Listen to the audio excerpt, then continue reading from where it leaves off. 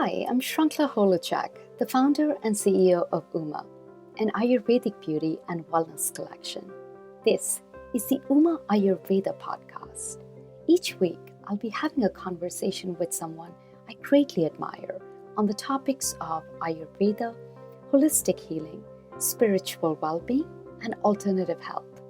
By sharing wisdom, I hope to share a personal truth and revelation with you that as ancient as they are, Ayurveda and other healing modalities are as modern and relevant today as ever. This week, Stacey Lindsay takes over as host of the Uma Ayurveda podcast. Ali Cramer is the director of the Ayurveda program at Laughing Lotus and a senior teacher in their 200-hour teacher training program. She leads retreats, workshops and masterclasses both nationally and internationally. Ali led the first yoga teacher training program in Sudan and is also a guest teacher on the faculty of Columbia University's Psychology and Spirituality program. She has been practicing and teaching yoga for nearly 20 years and also practices an Ayurvedic lifestyle.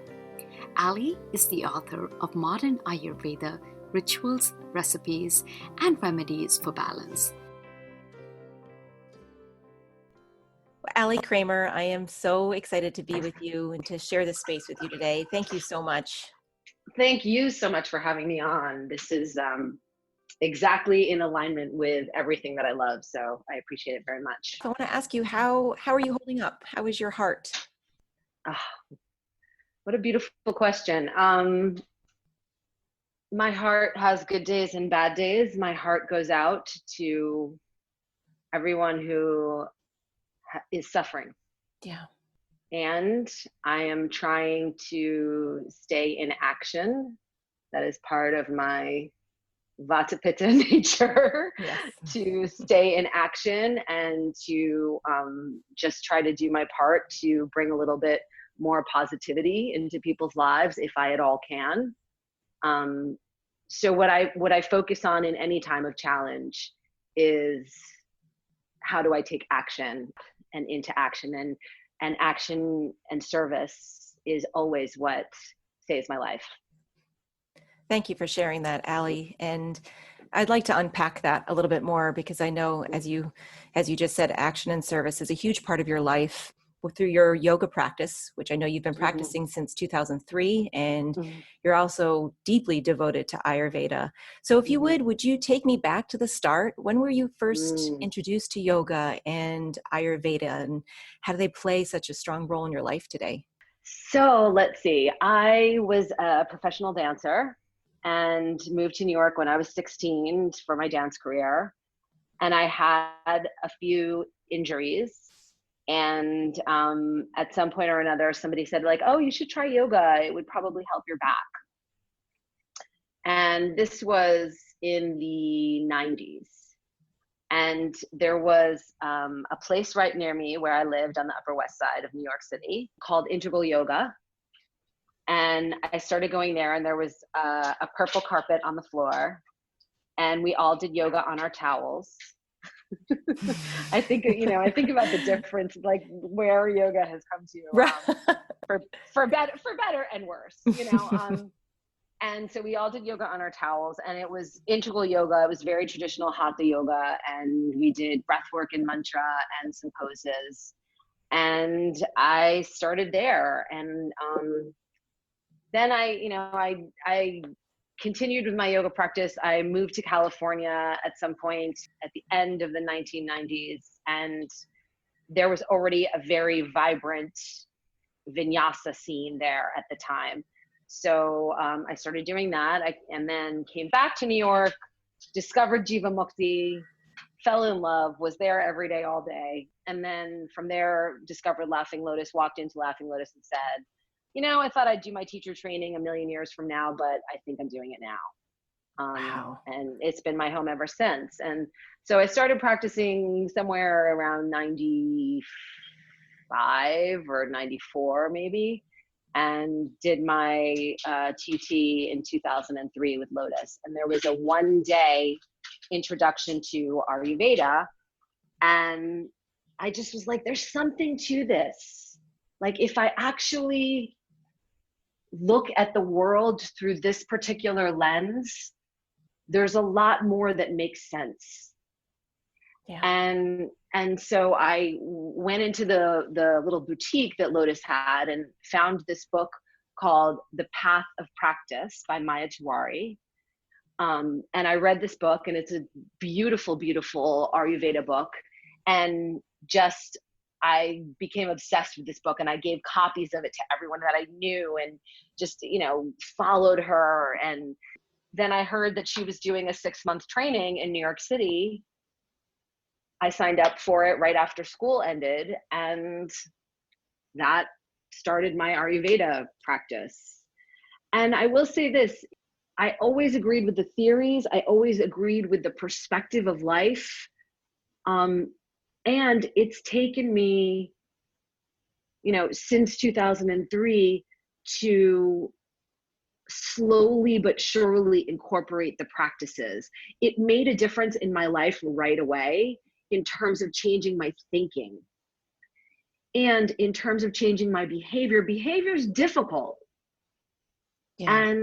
And so it did, I always say, like, hey, if I did everything that I'm telling everyone else to do, if I did everything perfectly, my God, I would feel amazing all the time. And that's not the truth. What I do know is that small daily actions have changed my life. Mm-hmm. And, I still mess up on a regular basis. And it's a gentle and evolving practice. And for somebody who struggles with, like, the more is better and impatience in my life, it's been a beautiful journey. It's been a really beautiful journey. You and I have talked about this before, but that's so much of what has drawn me to your work is that how you've unveiled that accessibility. And particularly your book is entitled Modern Ayurveda, and how you really teach people that, of course, this is an ancient practice, but it's relevant today, perhaps even more relevant now than it ever was. I feel like it's even more needed. But it's those small shifts that really has resonated with me, and that resonates with the conversations that I have with people too, as you say, and you've helped me with that. It's a daily experience. Walk me through that a little bit more, if you would. Absolutely. So Ayurveda, it has different practices that you can do on a daily basis. It also has different practices that you can do on a yearly basis. And then it also says, adjust to really who you are and what you need on a daily basis. So it's a process of self-discovery and experimentation, and that's another thing that I feel is very important, is never to speak in absolutes, because it's not one size fits all. What I know for myself is, I wake up early, I scrape my tongue, I brush my teeth, I splash cold water over my eyes, I put a little oil in my ears. Sometimes I do a neti pot. I put a little oil in my nostrils. I bathe, I oil my body, I use essential oils. I mean, somebody at one point said, like, my God, like, you must do a million things for Ayurveda all day long. And I was like, no, I don't. And then I thought about it, and I was like, yeah, I kind of do. But like I said, it's been a gentle unfolding. Right. It has not, and it's so second nature to me now. And I also realize that it doesn't have to take a long time. I have morning practices that when I do have an hour and a half to do them, then I can do that. And if I have 5 minutes, there are still little actions that I can take that I find to be very empowering, meaning, like, okay, here I am, and I'm taking care of myself, and I'm doing things to acknowledge my commitment to daily wellness. Yeah. So my practice changes a lot throughout the year. My 3 basic rules of Ayurveda are: it's not a quick fix, it's not one size fits all, and like increases like, opposite balances. So Mm. for instance, for today, it's in New York City, it's hot out. It's actually hot and the sun is shining and the sun is strong. So I know for somebody like myself who does have a lot of fire already in my constitution, going outside and lying in the sun and coming in and eating spicy food is not going to make me feel good. So I'm leaning more towards cooling practices today, as opposed to diving into like, hey, it's sunny out, so let's go, lie in Central Park for the next 3 hours. I know that if I do that, it might feel good in the moment. Eventually, though, it's not going to feel great. And another thing that I try to incorporate is the idea, and I got this from a book, and I like to quote the author, and I can't remember. I might have to look that up, but she was talking about preferences versus priorities. Oh, And interesting. that was something that really resonated with me. In other words, like, oh, I would like to stay up late and watch some trash TV. And tomorrow morning, I'm teaching a yoga class, and my priority is to be awake and present and feel responsible about my dedication to what I need to do in the morning. And so the priority outweighs the preference in the moment. And very often that keeps me sticking to my practice. That's beautiful. I can relate to that too, because going back to what you said about things becoming second nature, and maybe there are many things that you're doing in the morning, but they feel right and they become like second nature. And it's the positive effects. I agree. That's what keeps me going. Even Yeah. the simple thing that takes less than a minute to scrape your tongue in the morning, how that has such a Mm. profound impact on just how my oral health feels, but how I taste my food, that keeps me doing it consistently when I just see that positive effect from it. So that's been so amazing for me. And I can see that's just such a motivator. And it's such a simple thing. And what I find with all these practices is that, as you said, it feels so good. Like you feel the effects instantly, that you're like, how did I not do this before? Like I always say, that's one of the first things that I say with all of my clients that I do consultations for. I'm like, do you scrape your tongue? And they're like, no. And I'm like, get a tongue scraper. And then they come back to me like 3 weeks later and they're like, how did I ever not use a tongue scraper? So I do think that it's little changes that become just a part of who we are and what we do, in the same way that maybe we were taught to brush our teeth and wash our face and do Yeah. our laundry and all those things. It's just kind of amplifying that to the next level, especially for those of us that weren't taught a lot of self-care. I certainly wasn't. That's such a great point, because it's Yeah. not, it's kind of a generalization, but I'm saying it's not a common thing in the Western culture to be No, taught, take care of your no. mind, take care of your body. If you're not taught that primarily. Yeah. I mean, I do think that there are some families that have that kind of tradition. That's not what I came from, Yeah. you know? Um, so yeah, I've had to kind of learn, and I left home quite early because I was a professional dancer, and all this to say, it's really been learning to, in a sense, parent myself, Mhm. and understand myself better. And my parents didn't have access to the information either. It wasn't, thankfully, there's been an explosion of Ayurveda in the West, and India has been so unbelievably generous about it. I think about when I was a kid, I had eczema. I was covered in rashes. And to the point that, when I was a little kid, I didn't want to wear short sleeve shirts because I was self-conscious and all Mm. of that kind of thing. And what was I eating and what was I drinking? Well, I had this weird thing for grapefruit juice, and I would drink a lot of grapefruit juice. And I also had a thing for peanut butter, and I would eat a lot of peanut butter. And so now my Ayurveda education tells me, yeah, you can't have that much sour food, and you can't have that much inflammatory food. And my eczema's gone. It's like, since I've been practicing Ayurveda, I don't struggle with it at all. And if I start to even see a little bit of a flare up, I know exactly what to do. Yes, that's the And I most know that it's fascinating. my fault. Yeah. that's one thing that's so interesting about these practices, is that it gives you enough information so that you can take responsibility for your actions. Right. And just this incredible linking of everything, as you're saying too. You know that if something starts to come up again, it is because maybe you were eating that certain food, or you were, doing this certain thing. And it's amazing working just to make too that hard, or yeah. getting, going out in the sun too much, or, generally it's usually for me, it's like it's the food thing, because really the food, Ayurveda says, like, if your food is not right, then nothing that you do is really going to change that. Like, you can't change it, because we are made up of food. And even yoga talks about the anamaya kosha as being the most basic level of who we are.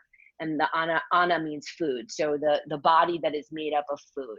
Now, just to say out loud, and this is something that I really stress in my book, I do have a lot of clients who struggle with eating disorders, and it's a part of my story as well, not for many, many years, and it is a part of my history. So I do try to be sensitive to the fact that quality, healthy food in this country is extremely expensive, and it might not be economically feasible for everyone, for starters. Secondly, some people are very triggered by food talk. So I try not to speak in absolutes, or, if somebody, as I said, I work with clients who have eating disorders, who have body dysmorphia, who have all of these different kinds of things. And a lot of what my line of questioning becomes is, well, how would it feel safe to do this? Mm-hmm. Would it feel safe to change this? And people will answer yes or no. And I'll say, okay. And if the answer is no, then it might be, okay, well then let's look at your yoga practice instead. And that's so beautiful about Ayurveda, because it says, oh, well, if this is a non-negotiable right now, then let's look over here at something else that you can do. I'm so glad you brought that up, Ali, because I think when we approach something in a binary way, this or that, it can be debilitating. It can be really scary, and we can tend to shut down. And so when we know, okay, actually, just as you said, okay, maybe we don't have to focus on this right now. We can actually focus on something else, or that generosity. Oh my gosh, that's just so much more enjoyable too. And I don't know, I can't speak for everybody. I can only speak for myself, but it sets me up for success for sure. When I know I have a little bit more room to understand myself and to be generous. Yeah, and self-care feels loving, as opposed to, I have to do this because it's good for me, which exactly. At some point or another, we're going to rebel against that. And oh my gosh, yeah. Yeah. That's human nature. It's human nature. I've done it. You've done it. We've all done it, Well, as a fellow Vata Pitta, I'd love to talk about right now too, because I think of course, we are in a time of great uncertainty, change. It is unique for everybody, of course, but there is a lot of uncertainty out there, and potentially a lot of anxiety for a lot of people, if not everyone. And of course, a lot of excess vata. What are some things right now, Ali, that you're perhaps telling yourself or telling your students and your clients for perhaps even extra or self-care specific to what we're going through right now? Yeah. It is a very uncertain time, as you said. What I have found to be comforting is any type of routine that can be possible is very good for the inconsistency of that vata energy. So if it's that every morning you wake up and meditate for 5 minutes, try to do it at the same time, try to do it every day, because the consistency, that sort of staying with the practice when everything feels like it's so up in the air, I think that can be very grounding. Other things that I think would be helpful at this time is treating yourself, and I say this in my book, like when vata is high, the advice that I try to give is think of yourself as you would a baby. meaning that you wouldn't play music too loud in a baby's room. You wouldn't shine bright lights in a baby's face. You wouldn't feed a baby anything that could really upset their stomach, meaning like food that's too spicy or too much raw food or anything like that. You would feed a baby like warm, soupy things. Ayurvedic khichdi is a great thing to eat right now. There's recipes for it in my book. There's also a ton of recipes online. It's basically a rice and bean combination with digestive spices. It's inexpensive. It's easy to make. It's quick to make. It's delicious. And you can eat that and still feel like you're doing something like healthy and good for your body. And you might do that. You might eat that for lunch and dinner for 3 days, and that could be a consistent thing. And then just try to stay with practices that help, because when there's trauma, because this is collective trauma. Yeah. When there's trauma, it's quite easy to abandon everything, because our world has been completely shaken. It's not even something that we can say, oh, it's just the US. It's the world. Sometimes when things really go in a direction that we have no experience with, that feels so overwhelming, we can abandon things. And this is the time where we need to stay with the practices that help. So if you do mantra, stay with mantra. If you meditate, stay with your meditation. If you do physical asana or pranayama, do that. This would be the time where I would not encourage people to be over exercising to the point where they feel depleted, nor would this be the time for people to just lie on the couch and completely, try sleep all day or something like that, which can also happen. Is that depression, I think, can creep in. Anxiety, depression, it manifests different ways for different people. Some people get mad, some people cry. There's so many different ways. What I do know is that for me, the most helpful thing is community. That's above and beyond everything else, because community holds me accountable, and community inspires me, and community makes me still feel connected at a time where it's very easy to feel very alone. I love the environment actually when I pick up your book, because it actually makes me feel very seen, and it makes me feel like I'm part of a community. And I wanted to ask you, in the way it is, again, going back to that word accessible, it is so accessible. It's a resource too. What was the thought process of how you created, how you put this book together? Because again, going back to that community, as I said, I pick it up sometimes and I'll look at a recipe. Sometimes I'll just pick it up and I'll read your intro again. Was that the intention? How did you approach it when you started writing it? This book. So I've been teaching Ayurveda.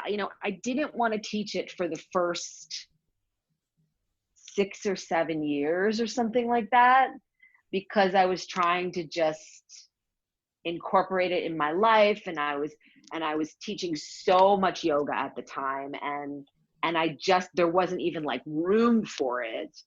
So I was incorporating the practices into my own life, and I was reading and studying with amazing teachers. My primary teacher now is Dr. Vasant Lad, who runs the Ayurvedic Institute in New Mexico. And he is just, words fail me, of his generosity and his incredible wisdom and his kindness. He's the kindest man that I've ever known in my life. And so Dr. Lad and Dr. Scott Blossom, who's out of Colorado now, Dr. Claudia Welch, who's out of Vermont now, Dr. Robert Svoboda, who God only knows where he is. He can be anywhere, but I've had these really, really amazing, amazing teachers. And so I finally started to teach about 6 or 7 years into practicing Ayurveda. And I developed various programs for Laughing Lotus, longer programs, shorter programs. I started doing workshops about it. So there was an approach that evolved over the years and refined over the years of the way that I wanted to teach it, because I started teaching it for yoga school. I started teaching it in these workshops. I started teaching it in these programs, and I wanted to get people doing it right away so that they could get just as turned on by it and inspired by it as I was. So there was a book that was in the back of my mind. I said, one day I will write a book on Ayurveda someday. And let's see, not this past November, but the November before, so November of 2018, I got an email that's, and I had been writing a column for a website, a weekly column of 250 words, Ayurvedic tips, or Ayurvedic, concepts explained in 250 to 500 words or something like that. So I was doing it weekly. So I had hundreds of these columns because I did it for like a couple of years. And I get this email and it says, "Hi, we're a health and wellness publishing company. We're looking for someone to write a book about a modern approach to Ayurveda. We think you're the person. Are you interested?" And I said, "Yes, I'm absolutely interested." And so, there was a lot of back and forth, and they said, "Well, we have specific requirements for what needs to be included in the book." So I had a lot of content in my head that I'd been teaching for 10 years or so, 12 years, whatever it is, who knows where the time goes. So in January, they said, "Well, let's get you a contract." I signed my contract the first week of February, and they said, "Great, you've got 6 weeks to get us the first draft." Ali, wow. Yeah. "You've got 6 weeks to get us the first draft." And I had all this traveling and teaching planned. And I was like, "Oh my God." And it turned out to be the best thing, because what else can you do in airports and on airplanes? There's no distractions. Right. So I was writing in airports and I was writing on airplanes. There was one time where I called my editor and I was like, "This is not Ayurvedic. What you're asking me to do?" Like just freaking out. And she had to like talk me down and whatever. And I did it. I did it. I got it in 6 weeks, and then they took it for a couple weeks and had development editors looking at it and fact checkers and everything else. And then they brought it back to me, and then I handed it back in, and then they kept it for a few days and then handed it back to me. And I did one last check over that I had like maybe 48 hours to do. So it was kind of like getting hit by a truck, Right. in a really great way, because I don't know, it's very easy. I think that a lot of us have a book in us, and there is something about somebody saying to you, "No, you're going to do this now. Here's an assignment." And not only here's an assignment, but, and this appeals to the Pitta in me, like, here's a challenge. Right. But it also speaks to the fact that this book is bigger than you. This book is such a contribution. It needed to be born, because I think it already, in many ways, it was living inside you, as you said. So it just was that push to prove, when there's a work like this, it needs to be out in the world. It was a download. Yeah. It was a download. It was like, oh, it's amazing. I want to read something that I love from the book. In the intro. Thanks. Say, "Welcome to a lifelong path of shifting into harmony with the conditions of your life. Think of this book as a map to empower you with understanding and tools to take charge of your health and happiness. Let's go on with it. Harmony awakes." Harmony awaits. Oh, I'm actually at a loss of words, and I can't be, because we're having a conversation for a podcast. But, as we start to close, Ali, I want to speak to that harmony awaits. For people out there who are, maybe they're interested in Ayurveda, maybe they're not, but they're interested, they're not sure yet. They're nervous, they're reticent, whatever it may be. We're all on our own journeys. What do you say? What do you say to them? Ayurveda will help you to know yourself a bit better. Ayurveda will empower you with lifelong skills that create a life of more harmony and more happiness. And that is something that I think can be left out, not always, can be left out of what we've been taught is quote unquote good for us. And by that, I mean that it is a gentle and loving approach to becoming more yourself, understanding what you need to feel healthy and to feel whole. And having a way of looking at the world with more compassion, and by the world, I mean ourselves as well, because once we go through sort of the paradigm that Ayurveda gives us, our own behavior and other people's behavior can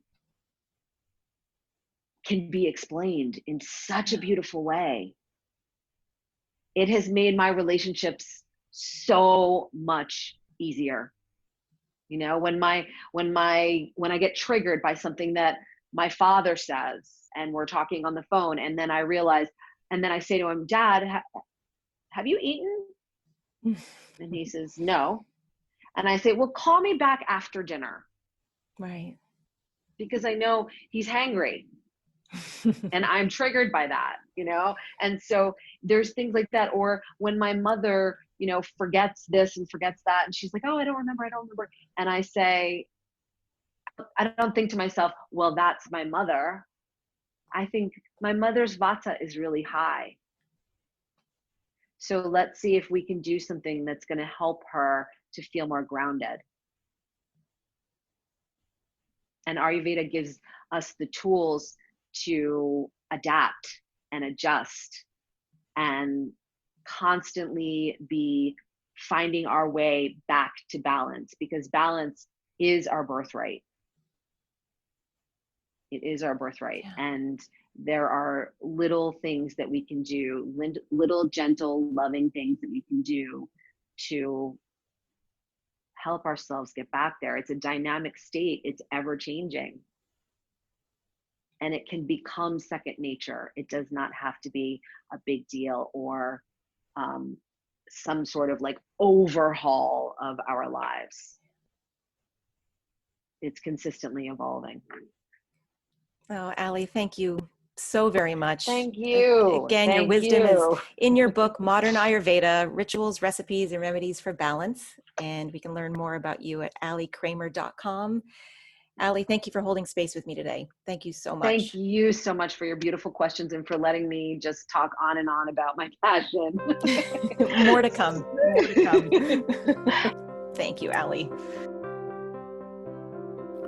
Thank you so much for listening. If you'd like more information on our guests and the additional references during our conversation, please visit us at umaoils.com. That is U-M as in Mary, AOILS.com. And please subscribe to the Uma Ayurveda podcast and share. See you next time.